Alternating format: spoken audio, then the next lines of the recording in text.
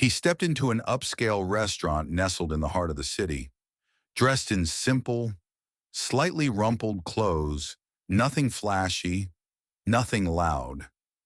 He looked like a man who'd just come from a long day, not a boardroom. Choosing a quiet corner near the back, he kept his head low, clearly not seeking attention. Overhead, the crystal chandeliers shimmered like falling stars, casting golden light on white tablecloths and polished silverware. But before he could even look at the menu, a waitress approached with a thin smile and narrowed eyes. Her tone dripped with condescension as she asked, "Are you sure this place is within your budget?" The question wasn't just a jab, it was a performance, loud enough for nearby guests to hear. What followed stunned the entire dining room and revealed a truth that no one saw coming. But before we continue, tell us, where are you watching from? And if stories like this speak to you, don't forget to like, share, and subscribe so you never miss what happens next. It was the kind of evening where the city whispered instead of roared. The sky hung low over Chicago, bruised with clouds, the streets slick from a light rain that had just passed. Beneath the awning of Vra's garden, a man stood for a brief moment, quiet, unnoticed, and entirely unbothered by the cold. Elijah Turner stepped inside. There was no grand entrance, no valet trailing behind, no cologne to announce him, just the faint scent of damp wool and a presence that didn't ask to be seen, but was impossible to ignore for anyone truly paying attention. He wore a charcoal gray coat, tailored but lived in, his shoes clean, though softened by years of use, didn't click like those of the lawyers and socialites seated beneath the chandeliers. He carried no briefcase, no gold watch, no air of status, only stillness. Inside, Vra's garden pulsed with quiet luxury, velvet chairs, gold-rimmed glassware, and a curated playlist of vintage jazz enveloped the space in curated calm. Conversation was low and polite, laughter brief and polished. It was the kind of place that didn't just serve food, it measured worth. The moment Elijah crossed the threshold, the atmosphere shifted not violently, but perceptibly. A few glances slid his way, as though instinctively assessing, does he belong? And more importantly, what is he doing here? Behind the host stand stood Brittany, young, poised, and perfectly presented. Her uniform crisp, her hair pulled back like it was part of the decor. She had worked here long enough to read people on sight, or so she believed. When her eyes met Elijah's, she offered a rehearsed smile, the kind that never reached the soul. "Good evening," she said. Her voice was sweet, practiced, and subtly sharpened. "Do you have a reservation?" "No," Elijah replied gently. "Just hoping for a quiet meal. If there's a table available." There was no arrogance in his voice, no desperation either, just calm. Too calm, perhaps. Brittany hesitated. Her eyes flicked over his coat again, his hands, his shoes. There was no name on a list, no appointment, just this quiet man asking to be seated as if this were an ordinary restaurant. "We're typically reservation only," she replied, eyes narrowing just a breath. "But I suppose we can find something." Elijah nodded, unbothered. "Follow me," she said, turning.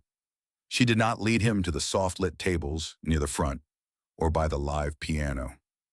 She walked him past the velvet booths, past the curated flower arrangements, and finally stopped at a small table tucked away near the kitchen, where the hiss of steam and the clang of pans underscored every moment. "This should do," she said, placing the menu down with a dull thud. Elijah sat quietly. He didn't correct her. He didn't object. He simply opened the menu and let the noise of the room rush past him. But make no mistake, he noticed everything. The jazz hummed on low, mellow, restrained like a voice just below a whisper. Waiters moved in polished steps across the floor of Ra's garden, their trays a ballet of curated elegance. Wine glasses sparkled. Laughter floated, refined and rehearsed. But in the far corner, near the kitchen doors where the lighting dimmed and the atmosphere lost its gold, Elijah Turner sat alone. Calm, patient, observant. The restaurant's pulse had returned to its rhythm, or so it seemed. Across the room, Brittany leaned against the service station, eyes flicking back toward him. She couldn't explain why his presence unsettled her. He hadn't complained when she seated him at the worst table. He hadn't scoffed when she dropped the menu down just a little too hard. He hadn't even blinked when she offered a smile too thin to be sincere. Most people, especially the ones who didn't belong, reacted. They looked unsure, out of place, but not this man. No, he looked like he had chosen that table. And somehow, that made her even more uneasy. She approached him again, posture flawless, tray at her side. "Would you like some water?" she asked, voice sweet, but lined with something sharper. "Yes," Elijah replied, looking up with warmth. "Still, if you have it." "Of course." She poured it carefully, then paused. "Would you like help?" Navigating the menu. There it was, the first real cut. He looked at her, eyes kind but clear. "I can manage." She tilted her head slightly. "Some of the items are unique. Not everyone's familiar." He didn't answer that. He didn't need to. Instead, he set the menu down and said, "I'll have the rosemary duck, medium, and the truffle risotto on the side." Brittany blinked. It was one of the most expensive dishes on the menu. She nodded slowly, scribbled something on her notepad, and added, "Very good." But her tone was off, flat, strained. As she turned away, she didn't whisper to herself. She didn't have to. Her raised eyebrows and light scoff said enough. Near the bar, a young couple caught the exchange. The woman leaned in. "Did you hear her tone? That man hasn't done anything wrong." Her date nodded. "She's testing him, and he's not playing along."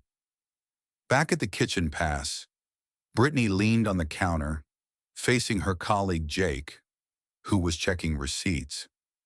"He ordered the duck," she muttered. Jake looked up. "Good choice." She rolled her eyes. "He doesn't even look like he knows what it is." Jake glanced at her, uneasy. "He seems polite, quiet."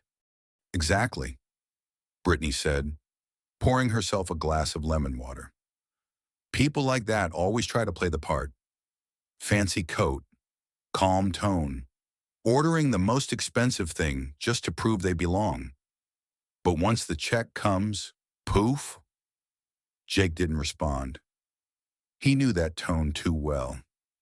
Meanwhile, Elijah sat at his table, unaware of the murmurs, or perhaps choosing not to be. A server walked past him with a tray of cocktails. A guest looked over her shoulder. A flicker of curiosity passed between strangers. And still, Elijah said nothing. Not when Brittany brought back the wine list and hesitated before offering it. Not when she loudly announced, "This vintage starts at $250 a bottle," as if daring him to flinch. He simply replied, "Just water is fine." Not because he couldn't afford it, but because he didn't want it. And that answer, it disarmed her more than any flex of power could have.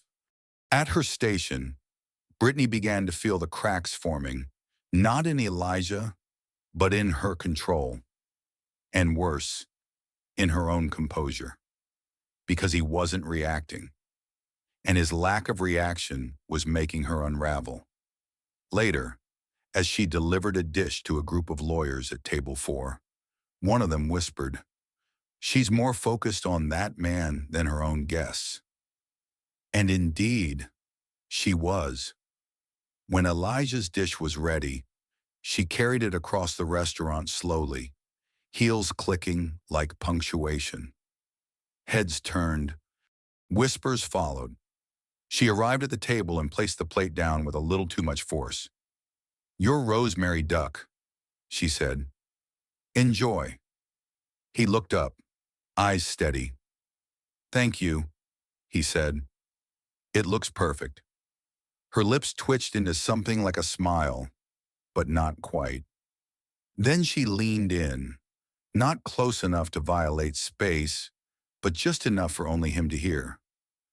"This dish," she whispered, "is for people with a more refined palate. I hope it's not your first time."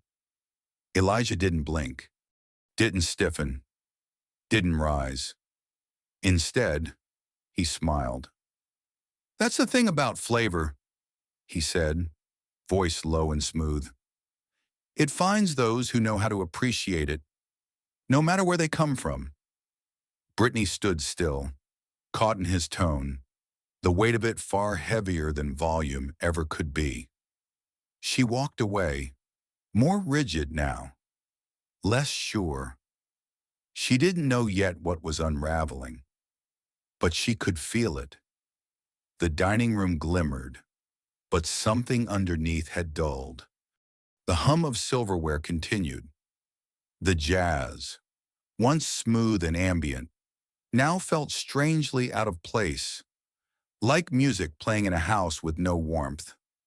Somewhere between the candlelit conversations and the curated elegance, something real had begun to crack. Brittany felt it, but she couldn't name it. She had convinced herself that what she was doing wasn't cruel, just honest, just discerning, just a quiet defense of the standards this place was built on. After all, people came to Vra's garden for an experience, not for disruption, not for unpolished guests.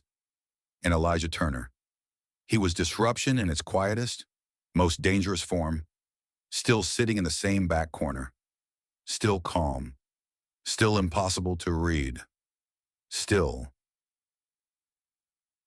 not leaving. Every time she passed him, he would lift his eyes, not accusing, not defensive, just steady. Eyes that didn't need to speak to be heard. And that silence, it was starting to crush her. In the kitchen pass, Brittany checked the order ticket 3 times. She wasn't making mistakes, but something in her hands was shaking. The chef raised an eyebrow. "You good, fine," she said too fast. "Just busy." But it wasn't the workload. It was him, the man who wouldn't crack. And the more composed he remained, the more she needed to push him, to break him, to prove that she had been right all along. She delivered desserts to a nearby table, laughing with customers in a voice that felt 2 octaves higher than usual. Then, as she passed Elijah's table again, she spoke without turning toward him. "Some people," she said, loud enough for the surrounding tables, "don't understand that this place isn't just food. It's presentation. It's elegance. Some just don't belong." She didn't name him. She didn't have to. Elijah remained still. He took another sip of water and set his glass down gently. From the next table over, a young woman named Lisa paused mid-bite. Her brows furrowed. She leaned toward her friend. "She's talking about him again."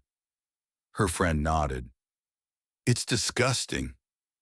Another diner, a man in his 60s, sharp gray suit, gold cufflinks, watched Brittany's movements with a heavy, disappointed gaze.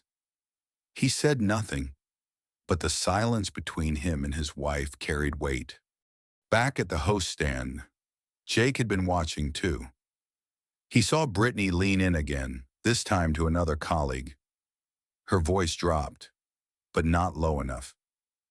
"He's still sitting there like he owns the place. Watch. The moment I drop the check, he'll vanish." Jake shifted uncomfortably. "Why are you so sure?" Brittany scoffed. "Because I've seen people like him before." Jake met her eyes. "Maybe not like him." The words stuck. For a moment, she didn't know how to reply.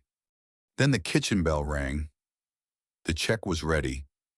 She took it, walked to Elijah's table, and set it down with a kind of finality, like a closing statement in a courtroom. "Here you go," she said, trying to smile. "I'll give you a few minutes to look over it." Elijah didn't even glance at it. Instead, he looked up at her and asked, gently, "Tell me something. Do you always treat your guests this way?" Brittany blinked. "Excuse me, I'm just curious," he continued, his voice calm, measured. "Do you always speak about people who haven't wronged you with such confidence and contempt?" For the first time all night, her words didn't come. She opened her mouth but found nothing waiting. "I've been watching," Elijah said softly. "Not just you. The room, the people, the looks, the silences. Everyone trying so hard not to see what's happening, even when they know it's wrong."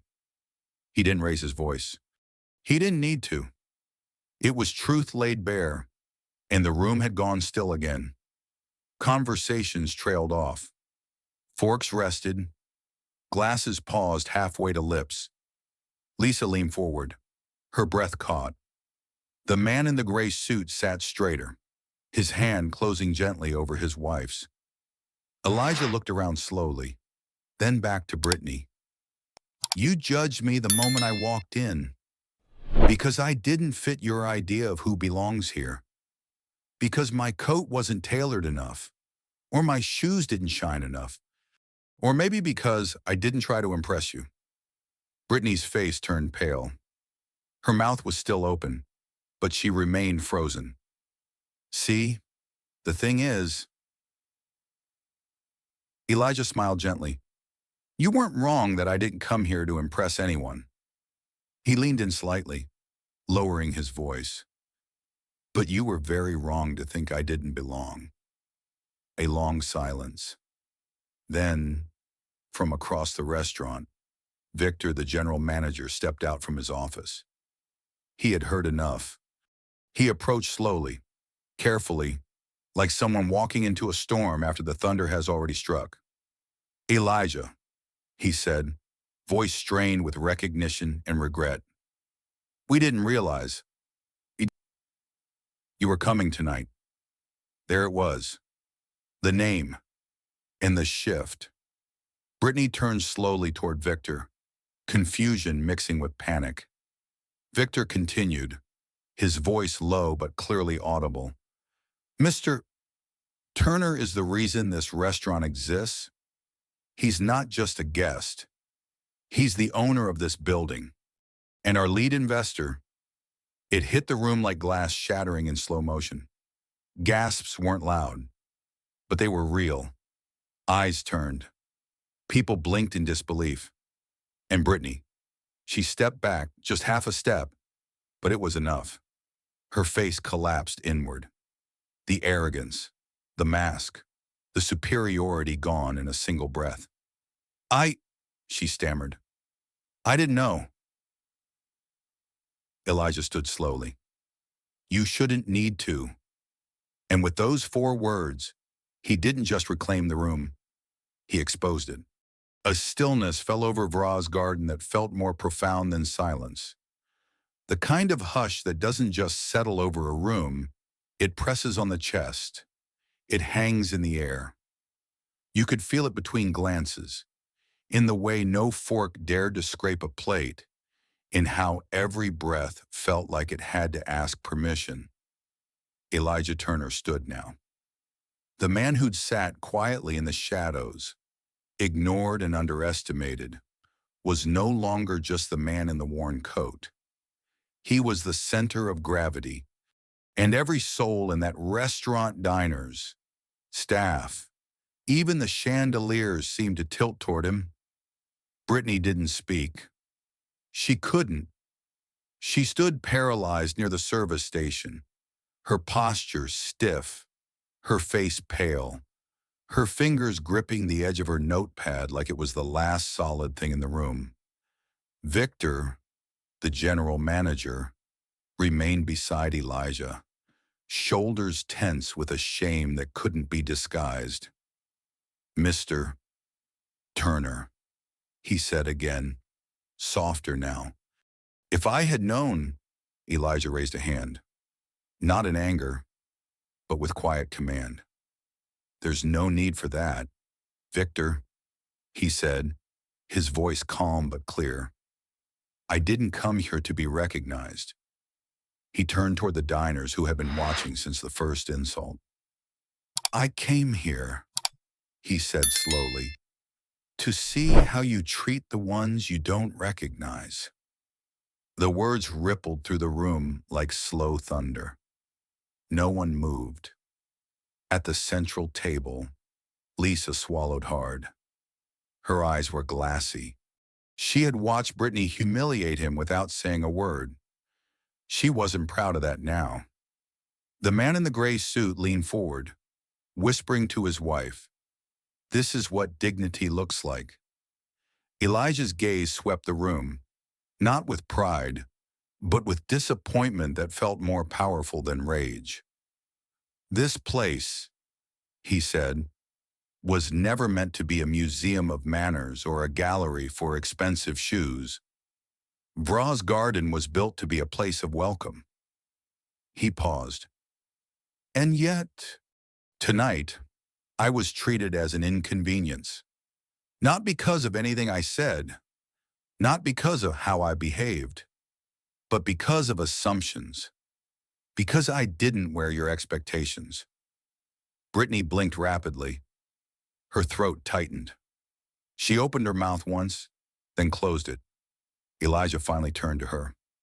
His eyes met hers, not harsh, but deep, measured. Miss Brittany, he said gently, do you remember the first thing you said to me? Her lips parted. Her voice, barely audible, stammered. I asked if you had a reservation. You did, Elijah nodded. But what you really asked was whether I belonged. The sentence hit like wind through a cracked window quiet, but cutting. I watched you test me, he continued. Not with questions, but with condescension, with silence, with the worst seat in the house, with suggestions that I couldn't afford what I ordered. You wanted to make me feel small because you mistook my quiet for weakness. Brittany's shoulders shrank. Her arms crossed tightly over her chest. The glow of superiority had vanished from her skin. In its place, regret and something deeper, exposure. Elijah's voice lowered. I'm not here to punish you. That's not what this is. But you need to understand what happened tonight was never about me. He looked around once more, sweeping his hand across the room. It's about the kind of culture we're building. The kind of people we become when no one's watching. Victor stepped forward, throat tight. Mr. Turner, please allow me to address this directly. We can speak to her privately. No, Elijah said simply, without sharpness. Not privately. His eyes stayed on Brittany. You embarrassed me in public. So the lesson should live there too. Not to humiliate, but to correct. Brittany's voice finally emerged, raw and broken. I was wrong, she said, her eyes shining. I misjudged you. I judged your clothes, your silence, your seat preference, everything. Elijah nodded slowly. And what did it cost you? She swallowed hard. More than I thought. Exactly, he said softly. A long silence followed. Then Elijah turned back to Victor. I'd like to speak to your staff after hours. Not to lecture, to remind. We need to rebuild something here that's bigger than service. We need to rebuild respect. Victor nodded, his eyes full of gratitude. Absolutely. We'll arrange it tonight. Elijah exhaled and looked to Brittany one last time. You made a mistake, he said, his tone lighter now. But if you're willing, you can grow from it. Not for me, not for this restaurant, for yourself. Tears slipped silently down her cheeks. She nodded, almost like a child realizing what it means to see yourself honestly for the first time. At her side, Jake stood still. He didn't look at her with judgment, only quiet support. Because what happened tonight hadn't just exposed Brittany, it had exposed them all. And Elijah Turner, without shouting, without anger, without vengeance, had handed them a mirror. The restaurant had emptied slowly, like a theater after the final act.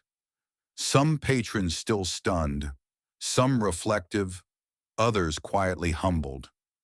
The golden chandeliers still glowed overhead, but the sparkle of indulgence had given way to a hush of reckoning. It was after closing now. No music, no orders, just truth. Elijah Turner stood near the center of the dining room. Tables had been cleared and chairs pushed aside. Around him gathered the staff of Vra's garden waiters, hosts, chefs, bussers. A few leaned against walls. Others stood with their arms folded. But all of them were listening. Brittany stood among them, eyes red, posture no longer proud. Not defeated, but stripped bare of the performance she'd worn for so long. Across from her stood Elijah. No raised voice, no podium, just presence. Victor, the manager, stood nearby, silent, letting the moment unfold. Elijah looked at them, at all of them, and let the quiet stretch for a few beats. It wasn't uncomfortable. It was intentional. It gave weight to what was about to be said. Then, softly, Elijah began. Every person in this room made a choice tonight. Some of you watched and said nothing. Some of you judged without speaking. And some, like Brittany, acted in ways that caused harm, not just to me, but to this space, to what it's supposed to represent. No one moved. And I'm not here to shame anyone. That's not how people grow. He paused, eyes scanning the faces. I'm here because I believe places like this, places of beauty, of hospitality, can only survive if they have soul. And soul doesn't come from chandeliers or risotto. It comes from how we treat people when we think they have nothing to give us in return. A few heads dropped. Jake shifted his weight from foot to foot. The sous chef folded his arms a little looser. Even Victor nodded slowly, his face solemn. Elijah took a step closer, not towering over them, just moving with intention. "Let me ask you something," he said gently. "Would you have treated me differently if I came in wearing a tailored suit and a gold watch?" Nobody answered.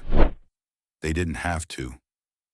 "And if so," he continued, "what does that say about who you serve? What does it say about who matters here?" His gaze finally rested on Brittany. Not accusatory, not vindictive, just honest. "You asked if I had a reservation, but what you really meant was, did I have permission to exist in this space?" Brittany opened her mouth. No words came, so she closed it again and nodded small, but sincere. "I did what I've always done," she finally said, her voice breaking. "I look for signs, expensive shoes, confident posture, all the things I've been trained, no, conditioned to respect." Elijah's voice softened even more. "Conditioning can be unlearned, but only if you're willing to sit in the discomfort long enough to change." Tears began to well in her eyes, but she didn't run. She didn't defend herself. "I want to change," she whispered. "I don't want to be that kind of person anymore." Elijah nodded gently. "Then don't be." Another silence, a gentler one. Then he spoke to the group again. "I wasn't humiliated tonight. You were, not by me, but by the mirror I held up to you." He let that sink in. But humiliation is a gift if you choose to learn from it. Shame isn't the enemy. Staying the same after seeing yourself clearly, that's the real tragedy. Brittany wiped her cheeks. No mascara left to save. Just her unmasked. Elijah stepped forward, not in judgment, but in compassion. Tonight wasn't about race, or money, or image. It was about assumption, and how easily we let our biases speak before our hearts ever get the chance. A server, standing near the back, nodded slowly. "I judged too," he murmured. "I didn't say anything, but I thought it." Elijah looked at him. "You're not alone." He then turned to Victor. "You've built a beautiful place, but what's it worth if someone can walk in and feel invisible?" Victor swallowed hard. "Not much," he said. "Not enough." The dining room, once a temple of exclusivity, felt more human now. Elijah turned back to Brittany for the last time. "You have a choice now," he said. "You can carry this night as shame, or you can carry it as fuel." She straightened slightly. "I want to carry it as change." A small smile tugged at the corner of Elijah's mouth. "Good. Because this isn't just about how you treat me. It's about how you treat the next man who walks through those doors with shoes a little too scuffed, or a coat not quite pressed, or skin you've been taught to question." He walked toward the door, but paused one last time. "This restaurant doesn't need to be perfect, but it needs to be real. It needs to be kind. Otherwise, it's just noise in a city already too loud." And with that, he left the staff standing in silence. A silence no longer filled with tension, but with thought, with the echoes of something they hadn't expected grace. The front doors of Vra's garden eased shut with a soft thud. Outside, the city had quieted. Street lamps shimmered in puddles, and the rain had long since passed, leaving behind a clean, open stillness. Elijah Turner walked alone beneath the awning. No fanfare, no farewell, just deliberate steps into the cool night. Inside the restaurant, silence lingered. Not the silence of awkwardness, but the silence of realization. The staff remained standing in the dining room, Not because they had to, but because none of them wanted to be the first to move. Something about what had just happened felt like more than a moment. It felt like a turning point. Brittany stood near the back, her arms no longer folded. Her face was soft, vulnerable, and something else now lived in her expression. Something new, clarity. She looked around at her coworkers, Jake, Victor, the kitchen crew faces that had once felt familiar now seemed like a part of something larger than her role or her pride. They'd all seen the same thing tonight, a mirror, and the man who held it had done so without bitterness. He could have humiliated her, fired her, exposed her to the world, but he didn't. Instead, he gave her the gift of seeing herself. Jake stepped closer. "You okay?" he asked, voice quiet. "I will be," she said, nodding slowly. "But not because I was spared, because I was seen," Victor finally spoke. "We'll talk more tomorrow, but tonight, this place changed. We all did. There were no cheers, no applause, just quiet acknowledgement in each person's eyes. What began as a dinner service had become something far deeper, an unwritten lesson on dignity, perception, and how easy it is to lose our humanity behind uniforms and roles. Back outside, Elijah turned the corner and walked past the glowing windows. He didn't look back. He didn't need to. He hadn't come to teach. He came to remind that respect is not earned by status, that compassion cannot be reserved for the well-dressed, that a quiet man in a quiet coat may carry more power than a room full of noise. As his footsteps faded into the night, the reflection he left behind stayed etched into every corner of that restaurant, not as shame, but as the start of something better.